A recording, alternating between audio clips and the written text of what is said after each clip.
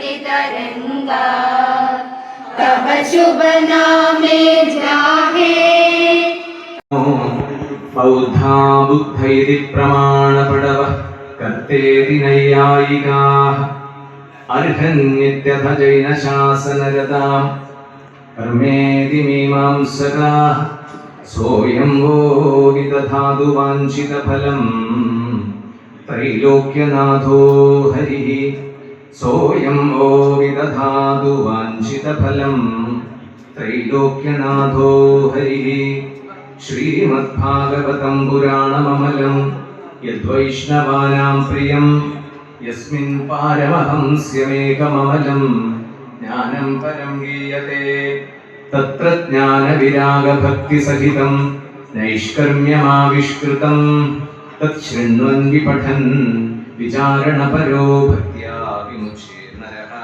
हरि ओं श्रीगुरुभ्यो नमः। ഹരി ഓം. ഒരാഴ്ചയായി നടന്നു വരുന്ന ശ്രീമദ് ഭാഗവത സപ്താഹയജ്ഞം കൊല്ലങ്ങളായി ഈ ദേവസന്നിധിയിൽ കർക്കിടക മാസത്തിന്റെ ഒടുവിൽ അവസാനത്തെ ആഴ്ച ശ്രീമദ് ഭാഗവത സപ്താഹയജ്ഞം നടത്തിയതോട് കുറേ കാലമായി തുടർന്നു വരുന്നു. കേരളത്തിലെ പ്രമുഖന്മാരായ പണ്ഡിതന്മാരും ഭക്തന്മാരും ജ്ഞാനികളും ആചാര്യന്മാരും എല്ലാം ഈ യജ്ഞശാലയിൽ വന്ന് ഭാഗവതത്തെ ആസ്പദമാക്കി ഭാരതം ചിരകാലമായി ലോകത്തിന് മുമ്പിൽ അവതരിപ്പിച്ചിട്ടുള്ള മാനവജന്മത്തെ ധന്യമാക്കുന്നതിനും എല്ലാ ചരാചരങ്ങളെയും ഉൾക്കൊണ്ടുകൊണ്ട് അവരുടെ നിലനിൽപ്പിനു വേണ്ടിയും ജീവിതത്തെ സമർപ്പിച്ചും അവയോടെല്ലാം സഹകരിച്ചും എങ്ങനെയാണ് നമുക്ക് ഇവിടെ നിലനിൽക്കാനും തുടരാനും അത് പരമ്പരകളിലൂടെ നിലനിൽക്കാനും സാധിക്കുക എന്നത് നിരന്തരമായി പറഞ്ഞ് ലോകത്തെ ധരിപ്പിച്ചിരിക്കുന്ന ഒരു പൈതൃകം ഭാരതത്തിന് സ്വന്തമായിട്ടുണ്ട്. ആ വിശിഷ്ട പൈതൃകത്തിലാണ് ഭാരതം എക്കാലവും ലോകോത്തരമായിട്ടുള്ളത്. അനശ്വരമായ മൂല്യങ്ങളെയും അനുപമമായ അധ്യാത്മ തത്വചിന്തകളെയും അതിൽ നിന്ന് രൂപം കൊണ്ട വിവിധങ്ങളായ ജീവിതക്രമങ്ങളെയും അതിൻ്റെ വൈവിധ്യപൂർണമായ പാരമ്പര്യങ്ങളെയും ചേർത്ത് പിടിച്ചാണ് ഭാരതം ലോകത്തിന് മുൻപിൽ നിലകൊണ്ടിട്ടുള്ളത്.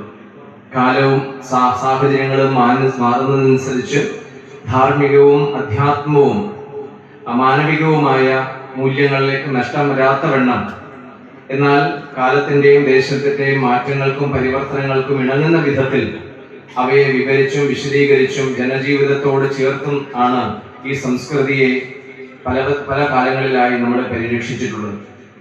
അതിനുവേണ്ടി ഒട്ടേറെ മനുഷ്യർ പ്രയത്നിക്കുകയും പ്രവർത്തിക്കുകയും ത്യാഗോജ്വലമായ ജീവിതം നയിക്കുകയും സമർപ്പണം ചെയ്യുകയും ചെയ്തതിൻ്റെ ഒക്കെ പരിണിത ഫലമാണ് നാം ഇന്ന് അനുഭവിക്കുന്ന എല്ലാ സൗഭാഗ്യങ്ങളും. എന്നാൽ കുറേ കാലം സഹസ്രാബ്ദങ്ങളോളം ഈ ഒരു പ്രക്രിയയ്ക്കും പ്രവർത്തനത്തിനും കുറേയധികം പ്രതിസന്ധികളെയും വെല്ലുവിളികളെയും നേരിടേണ്ടി വന്നു. അധിനിവേശത്തിലൂടെ അതുപോലെ ആധിപത്യത്തിലൂടെ ഈ ജനതയെയും ഈ പൈതൃകത്തെയും എല്ലാം തടഞ്ഞു വെച്ച അല്ലെങ്കിൽ അതിന്റെ നന്മകളെ എല്ലാം തല്ലിക്കെടുത്തി സ്വാർത്ഥപരവും അതുപോലെ തന്നെ താത്കാലികവുമായ ലാഭങ്ങൾക്ക് വേണ്ടി ഈ നാടിന്റെ എല്ലാ സമ്പത്തിനെയും ചൂഷണം ചെയ്ത് കടന്നു വന്ന വൈദേശിക ആധിപത്യത്തെ ചെറുക്കാനും അവയെ ഇവിടുന്ന് നിർമ്മാർജ്ജനം ചെയ്യാനും നമുക്ക് വളരെയധികം ശ്രമിക്കേണ്ടി വന്നു. ദീർഘകാലത്തെ പ്രയത്നത്തിന്റെയും കൂട്ടായ പരിശ്രമത്തിന്റെയും ഒട്ടേറെ സമരങ്ങളുടെയും സകലതകളുടെയും ഒക്കെ പരിണത ഫലമായിട്ടാണ് 1947 ഓഗസ്റ്റ് 14 നമുക്ക് സ്വാതന്ത്ര്യം, ഇന്ന് രാഷ്ട്രീയ സ്വാതന്ത്ര്യം നമുക്ക് ലഭിച്ചത്. അതായത് ഇതുവരെ വൈദേശിക ഭരണം നിലനിന്നു. ആ വൈദേശിക ഭരണം നിലനിർത്താൻ വേണ്ടി നമ്മുടെ നിരന്തര നിയമ സംവിധാനത്തെ പോലും അവര് സ്വകീയമാക്കി തീർത്തു. അതിന്റെ കെടുതകളും ദുരന്തങ്ങളും നിസ്സഹായതയും വീർപ്പുമുട്ടലും കണ്ണുനീരും നഷ്ടബോധങ്ങളും എല്ലാം ദീർഘകാലം ഭാരത ജനതയെ വേട്ടയാടി. പക്ഷെ ധീരദേശാഭിമാനികളായ ഈ സംസ്കൃതിയോടും പൈതൃകത്തോടും ഈ മണ്ണിനോടും കൂറും ആദരവും കടപ്പാടുമുള്ള ഒരു സമൂഹം വളർന്നു വരികയും അവരുടെ നിരന്തരമായ പ്രയത്നം, നിരന്തരമായ പ്രവർത്തനം എല്ലാം നഷ്ടപ്പെടുത്തി ഈ ദേശത്തിന്റെ സ്വാതന്ത്ര്യത്തിന് വേണ്ടി നിരന്തരം യത്നിക്കുകയും അതാണ് നമ്മുടെ ജന്മാവകാശം എന്നത് ഭാരത ജനതയെ പഠിപ്പിക്കുകയും അതിനുവേണ്ടി പ്രവർത്തിപ്പിക്കുകയും ചെയ്ത ഒരു സമൂഹം ഇവിടെ ഉണ്ടായിരുന്നു. അതിൽ ആധ്യാത്മിക ആചാര്യന്മാരുണ്ടായിരുന്നു, ദേശസ്നേഹികളായ സന്നദ്ധ ഭടന്മാരുണ്ടായിരുന്നു, കവികളുണ്ടായിരുന്നു, സാഹിത്യകാരന്മാരുണ്ടായിരുന്നു, വ്യവസായികളുണ്ടായിരുന്നു, കർഷകരുണ്ടായിരുന്നു, സാധാരണ ജനങ്ങളുണ്ടായിരുന്നു, ഭരണ രംഗത്ത് പ്രവർത്തിക്കുന്നവരുണ്ടായിരുന്നു. അതുപോലെ അങ്ങനെ ഒരുപാട് പേരുടെ കൂട്ടായ പ്രയത്നത്തിന്റെ ഫലമായിട്ടാണ് ഈ വൈദേശിക സ്വാധീനത്തെയും ആധിപത്യത്തെയും വലിയ തോതിൽ നമുക്കിവിടെ തുടച്ചു നിൽക്കാൻ സാധിച്ചത്. അതിന്റെ ഓർമ്മ പുതുക്കുന്ന സുദിനമാണെന്ന്. അപ്പൊ ഒരു ഭാഗത്ത് അങ്ങനെ ഒരു നേട്ടം നമ്മൾ കൈവരിച്ചുവെങ്കിലും കൺകോണുകളിൽ ഒരു ചെറിയ കണ്ണുനീര് പടരുന്ന വിധത്തിൽ അതോടൊപ്പം ഈ അഖണ്ഡ ഭാരതം രണ്ടായി വീണ്ടും മുറിക്കപ്പെട്ടു. അത് നമ്മളെ സംബന്ധിച്ച് വലിയൊരു നഷ്ടവും തിരുത്താനാകാത്ത നികത്താനാകാത്ത വലിയ ഒരു വിടവുമായി ഇന്നും കാലം നമ്മൾ വെച്ചിട്ടുണ്ട്. അപ്പൊ എന്തുകൊണ്ട് അങ്ങനെ സംഭവിച്ചു, എന്തായിരുന്നു ആ സാഹചര്യം, അവസ്ഥ, ഇതൊക്കെ ചരിത്രം പഠിച്ച് നിങ്ങൾക്ക് ആർക്കും മനസ്സിലാക്കാവുന്നതേ ഉള്ളൂ. ഇനിയും അങ്ങനെ ഒരു ഭിന്നത സംഭവിക്കാതിരിക്കാൻ ദേശീയ മൂല്യങ്ങളെയും ദേശത്തിന്റെ താല്പര്യങ്ങളെയും സംരക്ഷിക്കുന്ന അധികാര സംവിധാനവും അതിനെ പരിപാലിക്കുന്ന സൈനിക സംവിധാനവും അതിനെ ചേർത്ത് പിടിച്ച് ഭാരതത്തിന്റെ അഭിവൃദ്ധിക്കും ഭാരതത്തിന്റെ ഭാവി ശരീരത്തെ പുഷ്ടിപ്പെടുന്നതിന് വേണ്ടി പ്രയത്നിക്കുന്ന ഒരു സമൂഹത്തെയുമാണ് നമുക്ക് നിർമ്മിക്കേണ്ടത്. അപ്പൊ ആ സാമൂഹ്യ നിർമ്മിതിയിൽ ഏറെ ഊർജ്ജസ്വലരായി ഉത്തരവാദിത്വ ബോധത്തോടുകൂടി തന്റെ സേവനവും തന്റെ നേട്ടങ്ങളും ഭാവിയിൽ രാജ്യ പുരോഗതിക്കും വരാൻ പോകുന്ന തലമുറകളുടെ നിലനിൽപ്പിനും കൂടി ആയിരിക്കണമെന്ന ഒരു ചിന്ത നമ്മുടെ സമൂഹത്തിൽ പ്രത്യേകിച്ച് യുവതലമുറയിൽ കുറഞ്ഞു വരുന്നു. അക്രമവാസനയും ലഹരി മരുന്നുകളുടെ അമിതോപയോഗവും ഉത്തരവാദിത്വവും ദീർഘവീക്ഷണമില്ലാത്ത ജീവിതചര്യകളും അതുപോലെ രാജ്യത്തിനോ വ്യക്തിക്കോ കുടുംബത്തിനോ സമൂഹത്തിനോ പ്രകൃതിക്കോ ഗുണകരമാകാൻ സാധ്യതയില്ലാത്ത അടിസ്ഥാനമില്ലാത്ത ദിശാബോധമില്ലാത്ത ധൈഷണിക പിന്തുണയില്ലാത്ത ചിന്തകളുടെ അമിതമായ സ്വാധീനവും മൂലം നമ്മുടെ യുവതലമുറ ഈ കാര്യങ്ങളിലൊക്കെ വിസ്മരിക്കപ്പെടുകയോ അല്ലെങ്കിൽ അവരെ ബോധപൂർവം വഴിതെറ്റിക്കാനുള്ള ശ്രമങ്ങളിൽ അവരകപ്പെടുകയോ ചെയ്യുന്ന ഒരു പ്രവണത വർദ്ധിച്ചു വരുന്ന ശക്തമായിരിക്കുന്ന ഈ കാലത്ത് അതല്ല ഭാരതം എന്ന ഈ പൈതൃകത്തിലും ഈ സംസ്കൃതിയിലും ഈ പുണ്യഭൂമിയിലും ജീവിക്കുന്ന നാം നിർവഹിക്കേണ്ടത്. നോക്കൂ, ലോകത്ത് ഏറ്റവും ആഴത്തിൽ ഏറ്റവും പഴക്കമേറിയ ധൈഷണികവും ദാർശനികവും സാൻമാർഗികവും ധാർമ്മികവും ഭൗതികവുമായ എല്ലാ മികവുകളെയും നേടിയ ഒരു സമൃദ്ധി നമ്മുടെ ഭാരതത്തിനുണ്ട്. അതിപ്പോഴും തുടരുന്നുണ്ട്. അതിൽ അഭിമാനിക്കുന്ന, അതിനെ ലോകത്ത് പങ്കുവയ്ക്കാൻ എപ്പോഴും സന്നദ്ധരായിരിക്കുന്ന ഒരു സമൂഹത്തെ ഈ പൈതൃകത്തിന്റെ ദൃശ്യം നമുക്ക് പരിപാലിക്കേണ്ടതുണ്ട്. ആ ഉത്തരവാദിത്വം നിർവഹിക്കാൻ നമുക്ക് പലവിധ പ്രക്രിയകൾ ആവശ്യമായി വരും. ഔദ്യോഗികമായും അനൗദ്യോഗികമായും നമുക്ക് ഈ കാര്യങ്ങൾ നിർവഹിച്ചേ മതിയാവും. ഈ ഒരു അവബോധം നമുക്കുണ്ടാകണം. ഭാരതത്തിന് 80 വർഷത്തെ ചരിത്രമല്ല ഉള്ളത്. നമ്മളിപ്പോഴും വിചാരിക്കുന്നത് ഇന്ന് 80ാമത് ഭാരതത്തിന് 80 വർഷത്തെ ചരിത്രമല്ല ഉള്ളത്. ലോകത്ത് നിരവധി രാഷ്ട്രങ്ങൾ പൂർവ്വകാലത്തുണ്ടായി, പലതും നശിച്ചുപോയി, പലതും ഇന്ന് മാറിപ്പോയി. പക്ഷെ ഇപ്പോഴും ഭാരതം എന്നത് ലോകോത്തരമായി നിലനിൽക്കുന്നു. നിങ്ങൾ ശ്രദ്ധിച്ചിട്ടാകും, ലോകത്ത് ഇത്രയധികം രാഷ്ട്രങ്ങൾ ഉണ്ടായിട്ടും ആ രാഷ്ട്രത്തിന്റെ പേരിൽ ഒരു രചന ലോകത്ത് എവിടെയും സംഭവിച്ചിട്ടില്ല. ഇവിടെയാണ് ഭാരതം എന്ന് പറയുന്ന ഒരു സുദീർഘമായ ഒരു ഇത്രയും ശക്തമായ തത്വചിന്ത അടിത്തറയുള്ള മനുഷ്യ ജീവിതത്തെ ഇത്രയും മനോഹരമായി വർണ്ണിക്കുന്ന, പ്രകൃതി സൗന്ദര്യത്തെ ഇത്ര വിശദമായി അവതരിപ്പിക്കുന്ന ഒരു ക്ലാസിക്, ഒരു ലോകോത്തര കൃതി വേറെയില്ല. അപ്പൊ അത്രമാത്രം സുദീർഘമായ ഒരു പാരമ്പര്യം തുടർന്ന നാട് ജീവിച്ചിരിക്കേണ്ടത് നമുക്ക് മാത്രമല്ല ലോകത്തിന്റെ കൂടി ആവശ്യമാണ്. ശാന്തിയുടെയും സമാധാനത്തിന്റെയും ക്ഷേമത്തിന്റെയും ഒക്കെ സൂക്തങ്ങൾ ഉച്ചരിക്കുകയും അതിന് പിന്നിൽ അവയെ തകർത്തുകൊണ്ട് ലാഭം നേടാൻ വേണ്ടിയുള്ള പ്രവർത്തനങ്ങൾക്ക് തീ കൊളുത്തുകയും ചെയ്യുന്ന മട്ടിലുള്ള ഈ ലോകത്തിന്റെ കാപട്യത്തിന്റെ മുമ്പിൽ അനശ്വരമായ അധ്യാത്മ മൂല്യങ്ങളെ ചേർത്ത് പിടിച്ചുകൊണ്ട് ജീവിതം ലോകക്ഷേമത്തിന് വേണ്ടി സമർപ്പിച്ച ഒരു വലിയ പാരമ്പര്യത്തിന്റെ പിൻഗാമികളാണ് നമ്മൾ എല്ലാവരും.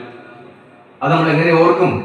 അങ്ങനെ ഓർമ്മപ്പെടുത്താൻ, അത് ഇനി അങ്ങോട്ടുള്ള ജീവിതത്തിന് ദിശ നൽകാനുള്ള പ്രവർത്തനങ്ങൾ തീർച്ചയായിട്ടും നടന്നേ പറ്റുള്ളൂ. നമ്മളൊക്കെ സ്കൂളിൽ പഠിക്കുന്ന സമയത്ത് ഈ ദേശത്തിന്റെ മഹത്വം എന്താണ്, അല്ലെ, ദേശത്തിന്റെ ശ്രേഷ്ഠത എന്താണ് എന്നൊക്കെ നമ്മൾ ഓർമ്മപ്പെടുത്തുന്ന സൂക്തങ്ങൾ നമ്മൾ കേട്ടിട്ടുണ്ട്.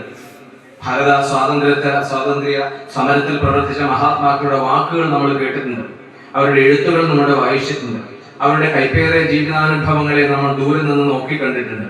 അത്രയൊക്കെ അതിന്റെയൊക്കെ ആ തപസ്സിന്റെയൊക്കെ പരിണത ഫലമാണ് 80 വർഷത്തിന് മുൻപ് നമുക്ക് വൈദേശിക ആധിപത്യത്തിൽ നിന്ന് മുക്തമാകാൻ സാധിച്ചത്. അപ്പൊ അത്രയും അധികം സമർപ്പണങ്ങൾ ഇതിന്റെ പിന്നിൽ നിന്ന് വന്നിട്ടുണ്ട്. എല്ലാവരും ഒന്നും നമ്മൾ അറിയുന്നില്ല.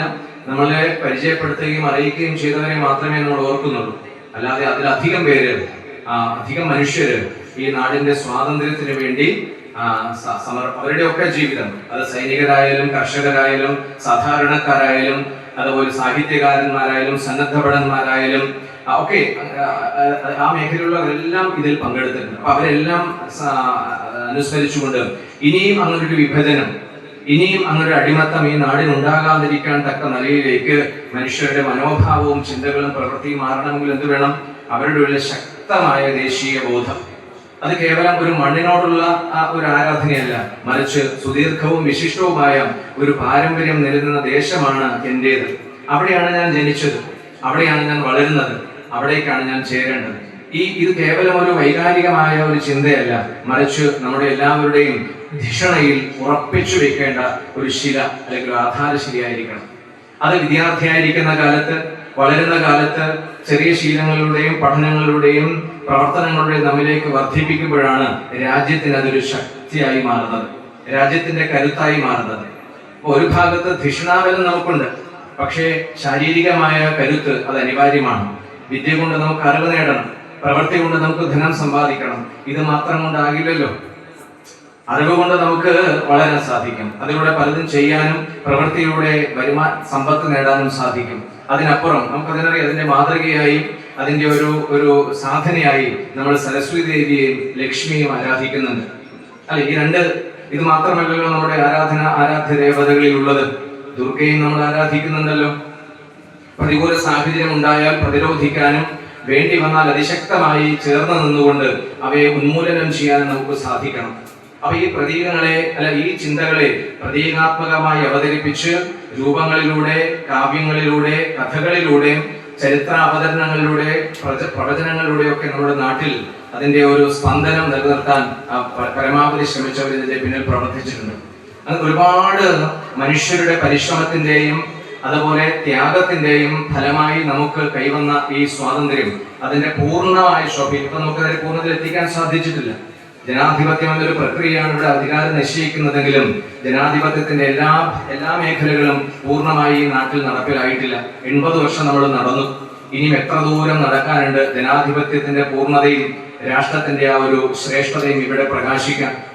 അപ്പൊ അത് ഇനിയും വൈകരുത്. അങ്ങനെ വൈകുന്തോറും ഈ മുൻപുണ്ടായിരുന്ന സംഭവങ്ങൾ ആവർത്തിക്കാനും വീണ്ടും ഒരു അതിക്രമത്തിലേക്കും അടിമത്തത്തിലേക്കും അധിനിവേശത്തിലേക്കും പോയി ഇത് വീണ്ടും ചിഹ്ന ഭിന്നമാകാനുള്ള എല്ലാ സാധ്യതകളും കാണുന്നു.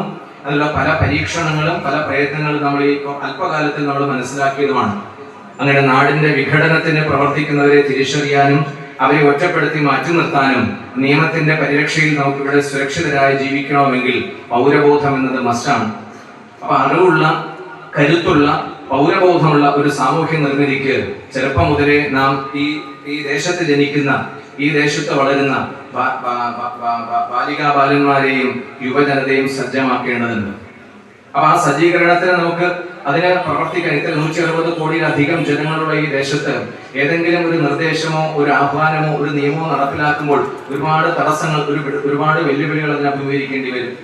ചിത്രശക്തികൾ ഉണർന്ന് പ്രവർത്തിക്കുന്ന സമയത്ത് ഇപ്പൊ മാത്രമല്ല, നമ്മൾ ഭാഗവതം വായിച്ചപ്പോ കൃഷ്ണന്റെ ജീവിതത്തിൽ, രാമായണം വായിച്ചപ്പോ ശ്രീരാമചന്ദ്രന്റെ ജീവിതത്തിൽ അങ്ങനെ ഒരുപാട് വെല്ലുവിളികൾ ഈ കാര്യത്തിൽ അതിന്റെ ഉന്നത സ്ഥാനികർക്ക് നേരിടേണ്ടി വരും. അപ്പൊ അതിലെ കല്ലും നെല്ലും തിരിച്ചറിഞ്ഞ് ശരിയും തെറ്റും തീരുമാനിച്ച് ഗുണമേത് ഗുണമില്ലായ്മ ഏതെന്ന് കണ്ടെത്തി ഇനി അങ്ങോട്ടുള്ള ഭാവി ലോകത്തേക്ക് ഉത്കൃഷ്ട സമൂഹത്തെ വളർത്തിയെടുക്കാനുള്ള ഒരു ഊർജ്ജസ്വലമായ പ്രയത്നത്തിന് നമ്മളെ പ്രേരിപ്പിക്കുന്നതാണ് ഈ ഓർമ്മദിനം. അപ്പൊ 80 വയസ്സായി നമുക്ക് എവിടെ നിന്നും ഒരു പുതിയ ജീവിതം കിട്ടിയത് 80 വർഷമായി. എന്നിട്ട് നമ്മൾ എവിടെ എത്തി? ഒരു വിലയിരുത്തൽ നടത്തിക്കൊടുത്തു നോക്കൂ. നമ്മൾ എവിടെ എത്തി? സാമ്പത്തികമായി, സാമൂഹികമായി, രാഷ്ട്രീയമായി, അറിവിന്റെ തലത്തിൽ, സാമൂഹ്യ ബോധത്തിന്റെ കാര്യത്തിൽ, നമ്മുടെ ചുമതലയുടെ കാര്യത്തിൽ, ഉത്തരവാദിത്വത്തിന്റെ കാര്യത്തിൽ ഒരു ഔന്നത്യം കൈവരിക്കാൻ, ഒരു ഉയർന്ന് മുന്നോട്ട് പോകാൻ നമ്മുടെ സമൂഹത്തിന് സാധിക്കുന്നുണ്ടോ? നമ്മുടെ കലാലയങ്ങളിൽ, വിദ്യാലയങ്ങളിൽ, ഉന്നത വിദ്യാഭ്യാസ കേന്ദ്രങ്ങളിൽ, സാമൂഹിക രംഗങ്ങളിൽ, ഭരണരംഗങ്ങളിലൊക്കെ നടന്നു വരുന്ന പ്രവർത്തനങ്ങൾ എത്രത്തോളം ദേശോന്മുഖമാണ് എന്നത് നമ്മൾ പരിശോധിക്കേണ്ടതുണ്ട്. കാരണം ദേശമില്ലെങ്കിൽ എന്തില്ല? നമുക്ക് ദേശമില്ലെങ്കിൽ, കുടുംബമില്ലെങ്കിൽ നമുക്ക് ജീവിക്കാൻ സാധ്യമല്ല. സമൂഹം നശിച്ചു പോയാൽ നമുക്ക് അവിടെ നിലനിൽക്കാൻ സാധ്യമല്ല. ദേശമില്ലാതെയായി കഴിഞ്ഞാലോ അതിനെക്കുറിച്ച് ചിന്തിക്കാൻ പോലും നമുക്ക് സാധ്യമല്ല. അപ്പൊ വ്യക്തി മാത്രമല്ല, വ്യക്തിയെ ചുറ്റിപ്പറ്റി കുടുംബം എന്ന് പറയുന്ന ഒരു എസ്റ്റാബ്ലിഷ്മെന്റ് സംവിധാനമുണ്ട്. ആ കുടുംബങ്ങൾ ചേരുന്ന ഒരു സമൂഹ സംവിധാനമുണ്ട്.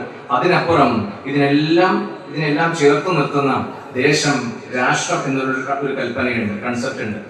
അപ്പൊ ഇതെല്ലാം നമ്മൾ അറിഞ്ഞുകൊണ്ട് ഇതിനിടയിലൊക്കെ നുഴഞ്ഞു കയറുന്ന വിപരീതമായ ചിന്താഗതികളെയും പ്രേരണകളെയും പ്രലോഭനങ്ങളെയും അതിശക്തമായി ചേർത്ത് നിൽക്കണമെങ്കിൽ എന്റെ ഉത്തരവാദിത്വം എന്താണെന്ന്, റെസ്പോൺസിബിലിറ്റി എന്താണെന്ന് എനിക്കറിയണം. ആ റെസ്പോൺസിബിലിറ്റി അറിയിക്കാൻ വേണ്ടിയാണ് ഈ പൈതൃകത്തെക്കുറിച്ചും അതിന്റെ ഉത്കൃഷ്ടമായ പാരമ്പര്യ ശീലങ്ങളെക്കുറിച്ചും അതിന്റെ മൂല്യബോധത്തെക്കുറിച്ചും അതിനെ താങ്ങി നിർത്തുന്ന ധൈഷണികമായ കരുത്തിനെ കുറിച്ചും നിരന്തരം നമ്മൾ സംസാരിച്ചുകൊണ്ടിരിക്കുന്നത്. ഇപ്പൊ ഭാഗവതം, നമ്മുടെ ധർമ്മശാസ്ത്രങ്ങളും അതിനെക്കുറിച്ചാണ് സംസാരിക്കുന്നത്. അപ്പൊ അതൊരു സാമൂഹ്യ നിർമ്മിതിയിലേക്ക് നീങ്ങിക്കൊണ്ടിരിക്കുന്ന നമുക്ക് കരുത്തു പകരാൻ, ദിശ നൽകാൻ നമ്മുടെ ഈ അധ്യാത്മ പാരമ്പര്യം എപ്പോഴും സന്നദ്ധമാണ്. ആ അധ്യാത്മ പാരമ്പര്യത്തിൽ നിന്നാണ് ഈ ഉത്കൃഷ്ട ചിന്തകൾ ഉയരുന്നത്. നമുക്ക് നമ്മുടെ ഭാരതത്തെ സംബന്ധിച്ച്, ഭാരതത്തെ നമ്മൾ അമ്മയുടെ സ്ഥാനത്താണ് ആരാധിക്കുന്നത്. ഭാരതാംബ എന്ന് പറയുന്നത് ഭൂമി ദേവി എന്നാണ് നമ്മൾ പറയുന്നത്. ഒഴുകിപ്പരക്കുന്ന നദികൾക്ക് നമ്മൾ ദേവതകൾ എന്ന സ്ഥാനം നൽകുന്നു. കൃഷിഭൂമിയെ പോലും കേവലം ഒരു മൺഭൂമിയായിട്ടല്ല, ഭൂമാതാവ് എന്നാണ് നമ്മൾ പറയുന്നത്. ഗംഗേച്ച യമുനേച്ചൈവ ഗോദാവരി സരസ്വതി നർമ്മദേ സിന്ധു കാവേരി ജലേസ്മിൻ സന്നിധിം ഗുരു എന്ന് പറഞ്ഞാണ് പിതൃകർമ്മങ്ങളായാലും ദേവകാര്യങ്ങളായാലും ഈ സപ്തനദികളുടെ സാന്നിധ്യം നമ്മുടെ ജലകുംഭത്തിലേക്ക് നമ്മൾ ആകർഷിക്കുന്നത്. അപ്പൊ ഇങ്ങനെയുള്ള പ്രക്രിയകളിലൂടെ ഒരു സംസ്കൃതിയെ എല്ലാവരിലും വ്യാപിപ്പിക്കാനുള്ള ശ്രമം നടക്കുമ്പോൾ അതിനിടയിൽ അതിന് വിരുദ്ധമായ പ്രവർത്തനങ്ങൾ നടത്തി താത്കാലിക ലാഭം കൊയ്യാൻ വേണ്ടി ശ്രമിക്കുന്നവരെ തിരിച്ചറിയുകയും തിരുത്താൻ സാധിക്കുമെങ്കിൽ തിരുത്തുകയും അതിന് വഴങ്ങുന്നില്ല എങ്കിൽ അവരെ മാറ്റി നിർത്തിക്കൊണ്ട് നമുക്ക് മുന്നോട്ട് പോവുകയും ചെയ്യണം. നമുക്ക് പറയാനുള്ളത് മാത്രമേ ഉള്ളൂ, നാം മുന്നോട്ട് നടന്നുകൊണ്ടേയിരിക്കും. നിങ്ങളുണ്ടെങ്കിൽ നിങ്ങളോടൊപ്പം, നിങ്ങളില്ലെങ്കിലോ നിങ്ങളില്ലാതെയും. കേൾക്കണ്ടോ? നിങ്ങൾ കൂടെ വന്നാൽ നിങ്ങളോടൊപ്പം, നിങ്ങളില്ലെങ്കിലോ നടപ്പ് നമ്മൾ നിർത്തില്ല. നടക്കാതിരിക്കാൻ ഞങ്ങൾക്ക് പറ്റില്ല. നിങ്ങൾക്ക് മുന്നോട്ട് പോയേ സാധിക്കൂ. നിങ്ങളുണ്ടെങ്കിൽ നിങ്ങളോടൊപ്പവും, നിങ്ങളില്ല എങ്കിൽ നിങ്ങളില്ലാതെയും പോകാൻ ഞങ്ങൾക്ക് കഴിയും. അത്രയും ഒരു പൂർവികത ഞങ്ങൾക്കുണ്ട്. ആ രക്തം ഞങ്ങളിൽ എല്ലാവരിലും ഒഴുകുന്നു. അതുകൊണ്ട് ആ അഭിമാനം നിലനിർത്തിക്കൊണ്ട് തന്നെ ഈ രാഷ്ട്രത്തിന്റെ ഇത്രയും കാലത്തെ ചരിത്രം പരിശോധിക്കുമ്പോൾ എവിടെയൊക്കെ നമുക്ക് വീഴ്ച പറ്റി, എവിടെയൊക്കെ നമ്മൾ വഴങ്ങേണ്ടി വന്നു, എവിടെയൊക്കെ നമ്മൾ തളർന്നു പോയി, അതെല്ലാം പിൽക്കാലത്ത് നമുക്ക് വലിയ നഷ്ടങ്ങൾ, നികത്താനാവാത്ത നഷ്ടങ്ങളും ദുഃഖങ്ങളുമാണ് സമ്മാനിച്ചത്. അതാണ് പാരതന്ത്ര്യം. അത് പരിഹരിക്കാൻ വേണ്ടിയുള്ള പരിശ്രമത്തിൽ ഒട്ടേറെ പേർക്ക് ജീവിതവും ജീവനും എല്ലാ സൗഭാഗ്യങ്ങളും നഷ്ടപ്പെട്ടു. അപ്പൊ അവരുടെ കണ്ണുനീർ, അവരുടെ നെടുവീർപ്പാണ്, അവരുടെ നിസ്സഹായതയാണ്, അവരുടെ ത്യാഗമാണ് നമ്മുടെ ഇന്നത്തെ എല്ലാ സൗഭാഗ്യങ്ങൾക്കും കാരണം. അപ്പൊ അതൊന്ന് ഓർക്കാൻ, അപ്പൊ സ്വാതന്ത്ര്യ ദിനം എന്ന് പറയുന്നത് കേവലം ഒരു ഇത് ഉയർത്തലും മധുര വിതരണവും മാത്രം അതിൽ ഒങ്ങി നിൽക്കുന്നില്ല. ഇതെല്ലാവരും അറിഞ്ഞുകൊണ്ട് അതിനെ ആദരപൂർവ്വം സ്വീകരിക്കാൻ സന്നദ്ധമാകണം. ഇന്ന് പ്രധാന ഇടങ്ങളിലെല്ലാം ദേശീയ ഗാനം ആലപിച്ചുകൊണ്ട് ത്രിവർണ്ണ പതാക ഉയർത്തി ആ അഭിമാനത്തെയും ആവേശത്തെയും നമ്മൾ ഉയർത്തുകയാണ് ചെയ്യുന്നത്, താഴ്ത്തുകയല്ല. അതിനെ താഴ്ത്താൻ ഉള്ള ശ്രമങ്ങളും ഇതിനൊപ്പം നടക്കുന്നുണ്ട്. നാം അത് തിരിച്ചറിയേണ്ടതുണ്ട്. അങ്ങനെ താഴ്ന്നാൽ വീണ്ടും അടിമത്തത്തിലേക്ക്, രണ്ടടിമത്തമുണ്ട്. ഒന്ന് ധൈഷണികമായ അടിമത്തം, രണ്ടാമത്തത് ഭൗതികമായ അടിമത്തം. ഇത് രണ്ടുമാണ് ഈ നാടിനെ നാശോന്മുഖമാക്കിയത്. എന്നിട്ടും നമ്മൾ ആലോചിക്കണം, ഇത്രയും അധികം നമ്മൾ അഭിമാനത്തോട് ചെന്ന് ഇത്രയും അധികം വൈദേശികമായ അതിക്രമം നേരിട്ട ഒരു നാട് ഈ ലോക ചരിത്രത്തിലില്ല. ഇത്രയും അധികം നമ്മൾ പഠിച്ചതിലോ കുറച്ച് എന്നുള്ളത് മാത്രമല്ല, ഇത്രയും അധികം വിവിധങ്ങളായ വൈദേശിക ആക്രമണങ്ങളെ നേരിട്ട് നിലനിൽക്കുന്ന ഒരു രാഷ്ട്രം ഈ രാജ്യം ഈ ലോകത്തില്ല ഇതുവരെ. അപ്പൊ അത്രത്തോളം ഉണ്ടായിരുന്നു. അപ്പൊ അതിനൊക്കെ ചെറുക്കാൻ ഈ ദേശത്തിലെ ജനതയ്ക്ക് കരുത്തു നൽകിയത്, അവരെ ചേർത്ത് നിർത്തിയത്, അവരെ ഒരുമിച്ച് നിർത്തിയതിനെ അതിവർത്തിക്കാൻ സജ്ജമാക്കിയത് ഇങ്ങനെയുള്ള പ്രവർത്തനങ്ങളാണ്. അതിൽ ആധ്യാത്മികവും സാമൂഹികവും ധാർമ്മികവും നൈസർഗികവുമായ എല്ലാ തലങ്ങളെയും നമ്മൾ ഉൾപ്പെടുത്തും. അതുകൊണ്ട് സരസ്വതി ദേവി ആരാധിക്കുന്ന, വിദ്യയ്ക്ക് വേണ്ടി സരസ്വതി ദേവി ആരാധിക്കുന്ന, സമൃദ്ധിക്ക് വേണ്ടി ലക്ഷ്മി ദേവിയെ ആരാധിക്കുന്ന നമുക്ക് ചെറുത്തുനിൽപ്പിനും, അതായത് പ്രതിരോധത്തിനും നിഷ്കാസനത്തിനും ദുർഗയെയും നമുക്ക് ആരാധിക്കണം.